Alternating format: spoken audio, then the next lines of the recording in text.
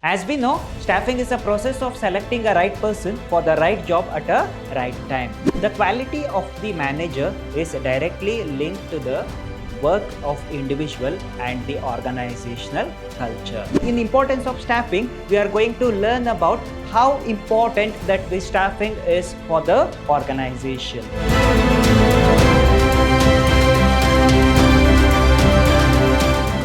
Hello everybody, a warm welcome to one and all. I am Mr. Hemant Kumar from Department of Commerce and Management, Vidhyaashram First Grade College, MYSURU, the Temple of Excellence. Today we are going with the subject Principles and Practice of Management, that is Session 5 of Unit 3, Organizing and Staffing. So for first semester BBA students. This is agenda of today's session. We are going to cover the topic of importance of staffing, staffing general principles, and also staffing techniques. These are the three topics that we are going to cover in today's session. Importance of staffing. So here in importance of staffing, we are going to learn about how important that the staffing is for the organization. Means we are supposed to study the benefits and also without staffing how the organization can be. Finding proper resource. So staffing is a process which find a right resource to conduct day-to-day operation to the organization. Hence, it is an activity of finding a right resource to the organization. Facilitates control. So, what is this control is about? So, in controlling, we are supposed to compare the standard performance with actual performance. So, this controlling process is going to benefit the staffing process by reaching out to the actual desires, actual goals of the organization. Improved performance.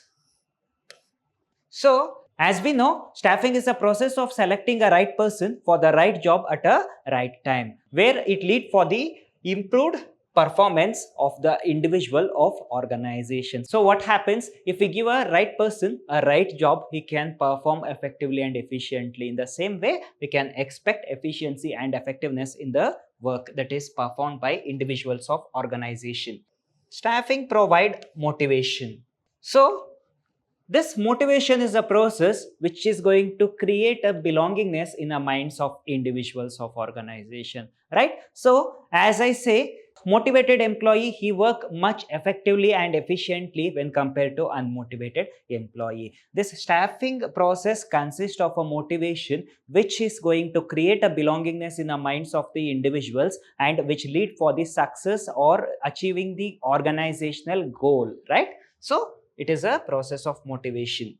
Reduction in cost of production. It is a main obligation of each and every organization to minimize the cost of production because it is an indirect way of profit. So if we reduce the cost of production, what happens? It is a kind of saving to the organization and also organization get benefited for its future, right? So it is the obligation of a staffing. So what happens? The staffing process. So if we fix a right person for the right job, he can accomplish the job as early as possible and much effectively and efficiently. There is no risk of uncertainty. So hence it is going to minimize the cost of production. So what happens? If we give a right job for the right person, so he is very familiar with that particular work and he can perform excellent, right? So he can show his efficiency in his work, and in the same way we can expect a great success from the end of the individuals of organization. So we can say that it is cost effective. Cost effective means it is going to minimize the cost of production. Moving forward, general principles of staffing. This is one of the important topic, students. Please note down this. Okay. So there are 8 principles of staffing process. So this is very important in the exam point of view, students. The first principle is purpose of staffing. So what is the purpose? What is the intention of staffing? So selecting a right person for the right job at the right time. So that is a purpose of staffing. If we place the right person, right, so we can expect a good return from the end of that person, right? So right person for a right job. That is one of the principle of staffing. That is the first principle of staffing. Job definition. So this, according to this principle, it is going to explain the clear picture about the job and the performance of an individual. Means it is going to give a clarity regarding a job role, responsibility, and also his accountability, right? So it is going to give a job role, responsibility, and accountability towards the particular job. Say for an example, in an organization there are number of employees that they are going to work with their full efforts, right? So each and every employee have their own designation, own responsibility, their own accountability. It is going to clarify the responsibility of the individuals of the organization, to whom he is responsible for, to what he is accountable for, right? So it is going to give a clarity regarding this aspect. Managerial appraisal. What is this managerial appraisal? This principle highlight the regular evaluation and feedback of the managers, so that it is going to ensure that the managers are accountable for the specific task that is assigned to them. Next one, training and development. So this training and development program plays a vital role in every organization, because it is a factor which influences the employees to bring a efficiency, to bring a code, and also to bring a effectiveness in their work performance, right? So here it is the obligation of organization to provide training and development program for the managers, because they must get updated from one time to another time, and hence it is going to increase the efficiency of work. Managerial quality. The quality of the manager is directly linked to the work of individual and the organizational culture. Means based on the organization structure, based on the performance of the individuals, and also based on the way how they are going to conduct a code in organization, that they are going to fix a manager. Means the quality of a manager depends upon the organization, how they are going to conduct the activities in the daily routine operations. Next one is system approach. So we had studied the systems theory. So that system theory is going to say that the whole organization we consider as a system. Under each and every organization there are number of subsystem which is going to work for the benefit of main organization, right? So here there is a organization which we call it as a system, and there are number of subsystems which is going to work for the benefit of organization. Say for an example, it may be a human resource department, a production department, so marketing department, right? So there are a number of departments which is going to work for the benefit of a main system. So according to the systems approach, so this subsystems are working for the benefit of a main system. So if it reach the goal of organization, so the main system, it is going to reach out its objectives. So whatever the achievements, whatever the target that the organization or a system it is made to achieve, that is just because of a subsystem which is working for the benefit of a main system. Right person for a right job. So as we know, that is what the performance of the staffing process is, right? So they are supposed to select a right person for a right job to bring a efficiency and effectiveness in the workforce. Managerial development. This staffing is an ongoing process which need a managerial development to ensure that the organization had met its goal or no. Means the organization not only reaching its goal but also reaching its goal with effectiveness and efficiency, right? It is going to ensure the goals of organization, reaching out the goals of organization, and the obstacles that may arise in the future. It is going to predict, and it is going to bring out a solution for the obstacles.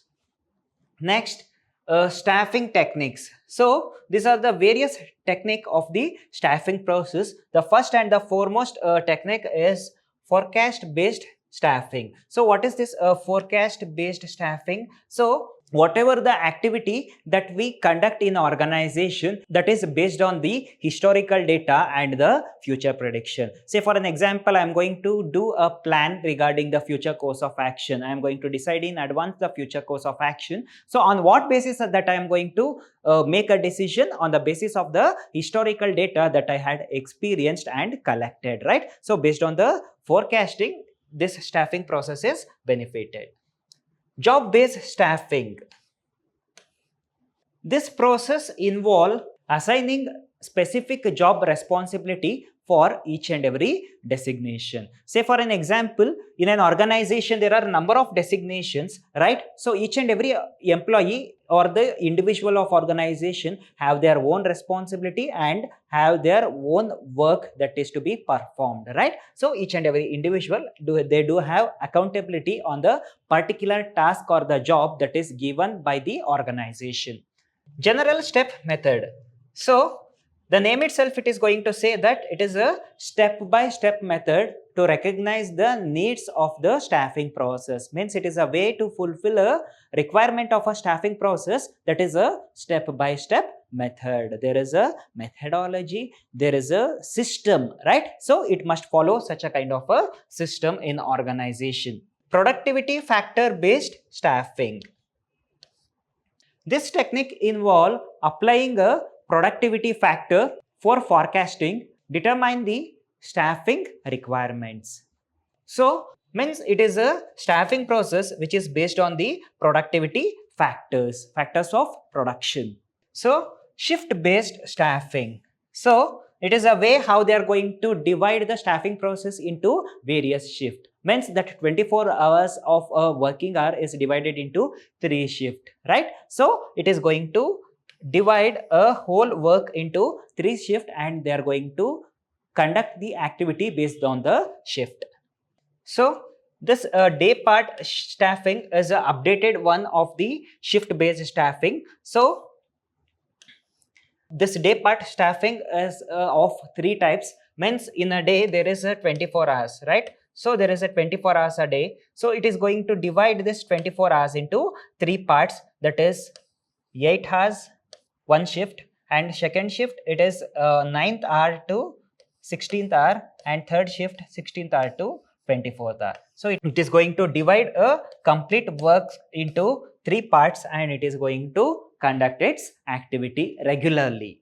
Job code based staffing. So it is a way how they are going to assign a specific code for the specific position of individuals of organization, right? So there is a code.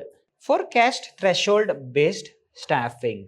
This process involves setting a personal threshold among the activities of organization, which is going to benefit the organization in the future. That we call it as a forecast threshold based staffing. In next session, we are going with unit 4, that is directing. As of now, we had covered all the topics, that is unit 3 of subject principles and practice of management. Thank you.